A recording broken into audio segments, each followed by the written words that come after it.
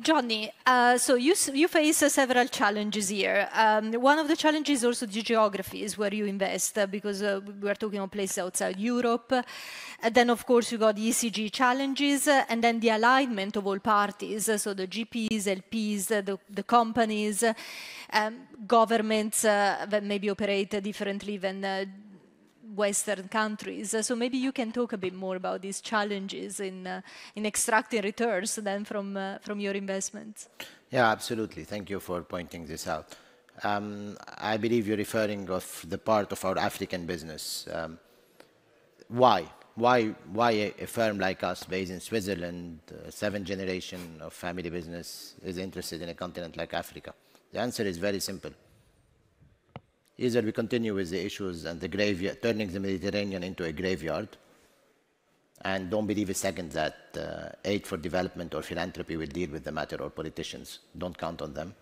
There is only way out: to invest there, support the creation of middle class, let the African enjoy the use of their best talents, and stop depriving them from their best talents to our needs.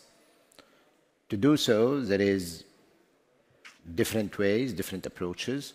You need to go into diversified economies. You need to sustain businesses where there is an issue with their governance, help them build a story which will become more compelling, because the major challenge we have there is the exit, on whom we exit. We need to exit on strategics. Why? Because a strategic is interested in the changing demographics in this region, but cannot do the job that we're doing. We're cleaning the mess in a business in a way to sell it to a strategic, and that's how we create the liquidity. There is a fantastic path over there. It requires more time. It cannot be measured through IRR. But from a risk point of view, there is a misperception of the risk we take. We take less risk.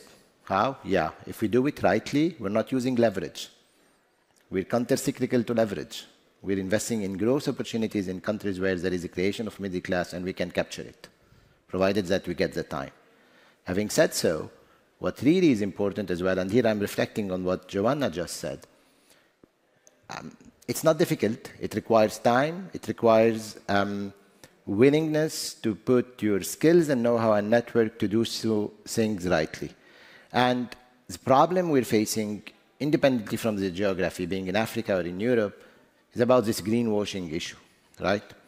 The greenwashing issue is not related to impact. When you do things rightly and you're doing it with an intention, you don't have, sorry, I'm not disagreeing with you, but you're mentioning that we're struggling on data. It's true for whom? The ones that struggles on data are the ones who are trying to convince us that they're doing something right by ticking boxes and doing something conventional. Yeah, they will struggle on data, but what they are measuring. But when you have an intention and you identified a problem ahead and you prove afterwards that the capital has served to solve it, it's very easy to report on. Now, where the technology comes into play and becomes very interesting, the problem with this industry that I've been struggling and dealing with for the last 15 years, it's quite not as scalable as someone can think. We cannot absorb very large tickets. We're a 4 billion platform, 4 billion, that sounds a lot, but we have 15 strategy, 200 people to absorb 4 billion. And the big boys, big LPs, they know that there is a lot of value to extract in what we're doing, but they cannot deploy less than 100 million ticket in a certain holding ratio to be respected. And here comes the good news, the technology. Today, our asset class is becoming more accessible thanks to technology. We're compressing the cost of access, and that's the good news. The fact that we can commingle solution and learn a lot from the hedge fund industry, because these guys have been better than us in the private equity industry. They know how to build a portfolio without having a lot of correlation. We can extract all of and use these data to build commingled solutions to serve the greater good by bringing savings to play. We need to bring savings to play because without savings, we cannot scale businesses. And this is something that is going in the right direction thanks to the rise of interest rate, because the people in this conference are very smart. They know how to make money.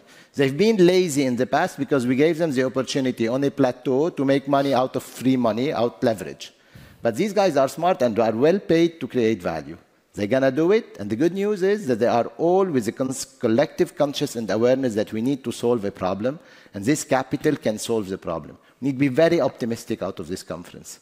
We should act in this direction.